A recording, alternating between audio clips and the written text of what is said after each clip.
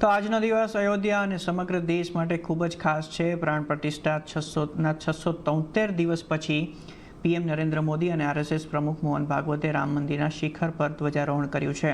સવારે 11:50 વાગ્યે અભિજીત મુહૂર્ત દરમિયાન 161 ફૂટ ઊંચા શિખર પર 2 કિલોગ્રામનો ભગવો ધ્વજ લહેરાયો. પીએમ મોદી તે સમયે ભાવવિભોર થઈ ગયા હતા અને તેમણે હાથ જોડીને ધ્વજને પ્રણામ કર્યા. આ સાથે આજે અયોધ્યામાં રામ મંદિરનું નિર્માણ પૂર્ણ થયું છે. ધ્વજારોહણ કરતાં પહેલાં પીએમ મોદીએ મોહન ભાગવત સાથે મંદિરના પહેલા માળે રામ દરબારમાં પૂજા અને આરતી કરી. ત્યારબાદ તેઓએ રામલલ્લાના દર્શન કર્યા.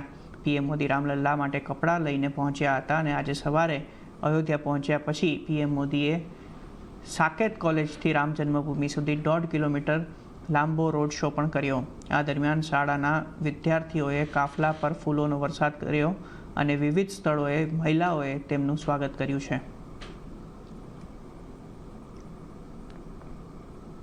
તો રામ મંદિર પર ધ્વજારોહણ બાદ વડાપ્રધાન નરેન્દ્ર મોદીએ મેકાલેનો ઉલ્લેખ કર્યો અને આહ્વાન કર્યું કે આપણે આવનારા 10 વર્ષોમાં ગુલામીની માનસિકતાથી મુક્તિ મેળવવાની છે.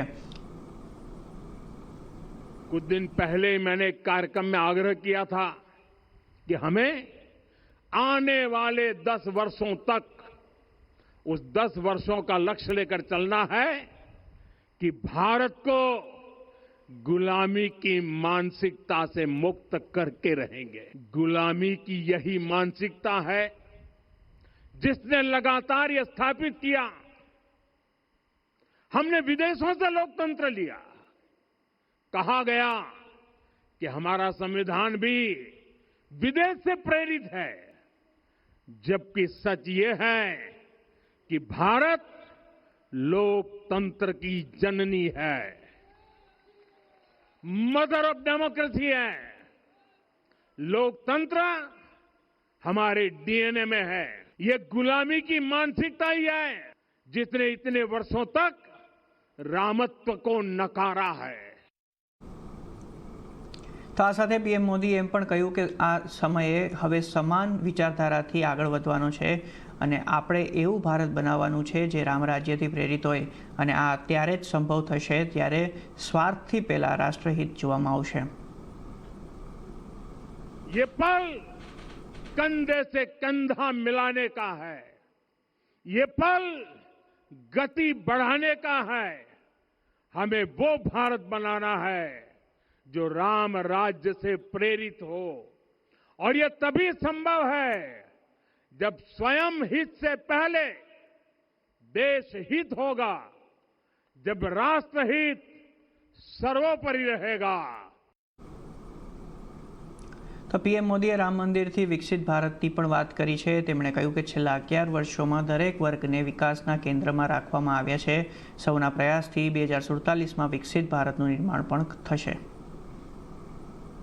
पिछले 11 वर्षों में महिला, दलित, पिछड़े, अति पिछड़े, आदिवासी, वंचित, किसान, श्रमिक, युवा, हर वर्ग को विकास के केंद्र में रखा गया है. जब देश का हर व्यक्ति, हर वर्ग, हर क्षेत्र सशक्त होगा तब संकल्प की सिद्धि में सबका प्रयास लगेगा. और सबके प्रयास से ही 2047 जब देश आजादी के 100 साल मनाएगा, हमें 2047 तक विकसित भारत का निर्माण करना ही होगा.